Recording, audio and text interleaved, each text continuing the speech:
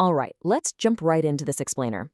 Today, we're exploring the fascinating duality of two completely different cultural phenomena that just so happen to share one unforgettable, incredibly evocative name. It's a wild tale of folklore, of cinema, and, well, of human psychology. Welcome to the tale of the two dogmen. So what exactly is a dogman? It sounds like a simple enough question, right? But the answer actually takes us on a pretty unpredictable journey. On one hand, we're heading deep into the dark, untamed woods of the American Midwest, where legends of a terrifying creature have been whispered about for over a century. And on the other hand, we're diving straight into the gritty, highly stylized, neon-lit world of a French indie action thriller. Literally, two totally different realms united by just one concept. To make sense of all this, here is our roadmap for today. First, a tale of two dogmen. Second, the Midwestern cryptid legend. Third, fueling the folklore. Fourth, the 2023 cinematic Dogman. And finally, monsters, myths, and metaphors. Okay, Section 1, a tale of two dogmen, literal monsters versus metaphorical ones. Let's go ahead and establish the core contrast at the very heart of our exploration today. It basically boils down to this. On one side, we've got a literal monster of the woods, a legendary, terrifying cryptid straight out of American folklore. But on the flip side, we have a cinematic creation by director Luc Besson. This one is a metaphorical monster, completely shaped by societal trauma and horrific family abuse. So let's unpack both of these, starting with that beast out in the woods. Moving into Section 2, the Midwestern cryptid legend, the Beast of the Woods. We're going to start our double feature in the eerie, dense forests of Michigan and Wisconsin to track down a beast that has supposedly stalked the region since the days of the Odawa tribes. Now, before we actually track it, we need to define what it is we're looking for. A cryptid is basically an entity living entirely outside the boundaries of proven biology. Think Bigfoot, the Loch Ness Monster, or the Chupacabra. These are creatures that exist in that shadowy, mysterious space right between myth and undiscovered zoology. The crucial thing to understand here is that the Michigan Dogman isn't just some oversized wolf. We're talking about a towering, 7-foot-tall bipedal beast with the torso of a man and the head of a dog. Witnesses constantly report these piercing blue or amber eyes and a terrifying howl that sounds literally exactly like a human screaming. Oh, and weirdly enough, it's said to be terrified of loud clapping. But honestly, the strangest detail might just be its schedule. Folklore claims this thing only emerges on a strict 10-year cycle, specifically in years ending in the number 7. Let's trace the historical footprint of these sightings. The whole legend kicks off back in 1887, when two lumberjacks in Wexford County, Michigan, reported seeing a creature with a man's body and a dog's head. Fast forward to 1936, near Jefferson, Wisconsin. A guy named Mark Schackelman claimed to see the strange beast actively clawing at a Hopewell Indigenous burial mound. Then, the very next year in Michigan, Robert Fortney was attacked by a pack of wild dogs, noting that one of them was actually walking upright on 2 legs. Jump all the way to 1989, and we get the famous Beast of Bray Road Flap in Wisconsin, where a witness named Lori Andrizzi reported seeing a werewolf-like creature just kneeling by the side of the road at 1:30 in the morning, holding roadkill. No thank you. What's deeply unsettling about that 1936 Schackelman sighting is a highly specific anatomical detail. He noted the creature had plantigrade feet. To put that into perspective, dogs and wolves are digitigrade, meaning they walk on their toes. But humans and bears, we're plantigrade. We walk with our heels flat on the ground. The fact that this massive canine creature had a plantigrade stance, along with folded wrists and curled fingers, makes its posture terrifyingly human. All right, Section 3, fueling the folklore, how a radio prank birthed a modern monster.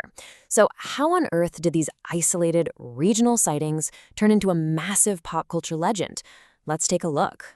Well, in 1987, which is a year ending in 7, mind you, a Traverse City radio DJ named Steve Cook broadcasted a song he wrote called The Legend. Now, Cook explicitly admitted this was a total fabrication. He hadn't even heard of the Michigan Dogman before. He literally just made it up based on general North American myths as a fun little April Fool's joke for his morning listeners. But here's where the story gets really wild. Instead of just laughing it off, the radio station was absolutely flooded with phone calls. Cook ended up receiving over 100 reports from listeners who claimed with complete sincerity that they had experienced real encounters with this exact creature. The song instantly became the most requested track on the station. Cook had accidentally unlocked some kind of deeply buried regional memory, or maybe just mass hysteria.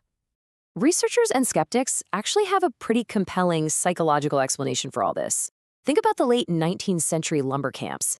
At the time, Michigan was the leading white pine lumber producer in the country. You've got exhausted lumberjacks, a whole lot of alcohol, and the deep, dark, genuinely terrifying unknown of the dense wilderness. The myth basically provided these early workers, and later just ordinary citizens, an avenue to explain the unexplainable shadows of the wild. It essentially gave a face to the fear of the deep woods. Which brings us to Section 4, the 2023 cinematic Dogman, Luc Besson's gritty character study. We're going to execute a sharp stylistic pivot here, moving away from folklore and turning our attention to the silver screen. Told through a series of intense flashbacks to a psychiatrist, the film weaves the incredibly dark, complex narrative of Doug, who's played brilliantly by Caleb Landry Jones. Doug's childhood is, quite frankly, a total nightmare. He's abused by a fanatically religious family, and when he admits he loves his dogs more than his own family, his father actually locks him in an outdoor dog kennel as punishment.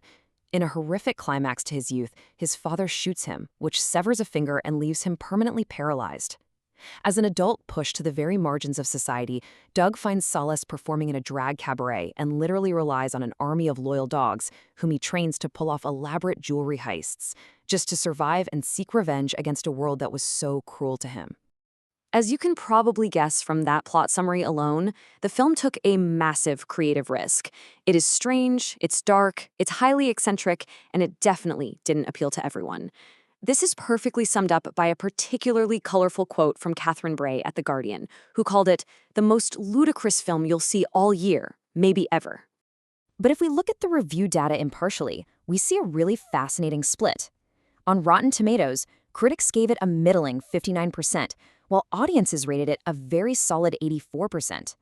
Over on Metacritic, we see the exact same trend, a 45 from critics, but a 67 from audiences. Mainstream viewers clearly embraced the film's eccentricities and its roaring soul far more warmly than professional critics did. And that leads us perfectly into Section 5, Monsters, Myths, and Metaphors, bridging the literal and the metaphorical. As we wrap up this explainer, let's bring these two distinct phenomena together. Because at the end of the day, both the cryptid and the movie character serve a very deep psychological purpose. On the folklore side, human imagination uses the concept of a literal, physical monster to cope with the fear of the dark, untamed wilderness. It is honestly just easier to fear a 7-foot dogman than the vast existential emptiness of the woods. On the cinematic side, Luc Besson uses the metaphorical monster to process the very real horrors of human abuse, poverty, and societal neglect. Doug isn't a monster because he's some beast. He's perceived as a monster by a society that completely threw him away. So, I'm going to leave you to ponder this final thought. We have two incredibly different dogmen here. One is a nightmare we invent to explain the terrifying shadows of the unknown natural world. The other is a nightmare created entirely by human cruelty and dysfunction. So, whether lurking in the dense, dark woods of Michigan or forged in the horrific cruelty of a backyard kennel, which type of monster do you think is actually more terrifying?